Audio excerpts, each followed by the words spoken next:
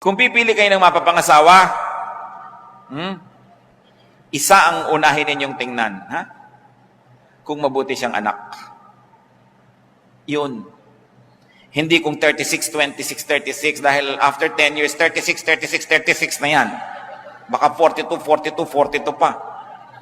Napakadaling mawala ng ganda. Kahit marunong, nabagok lang yan na amnesia, wala na rin niyang alam. No?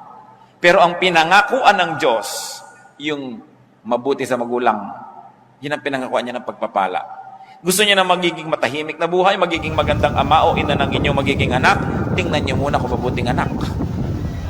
Kung pabalang-balang sumagot sa magulang niya, tapos pagkakaharap ka, akala mo bulaklak na hindi makalabit, naku, arte lang yan.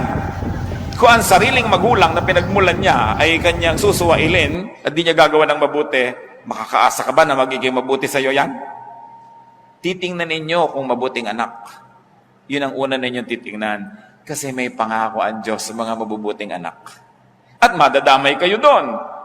Kung siya hindi mabuti, damay kayo. Kung siya mabuti, kasali rin kayo sa pagpapala dahil magiging kabiyak niyo sa buhay.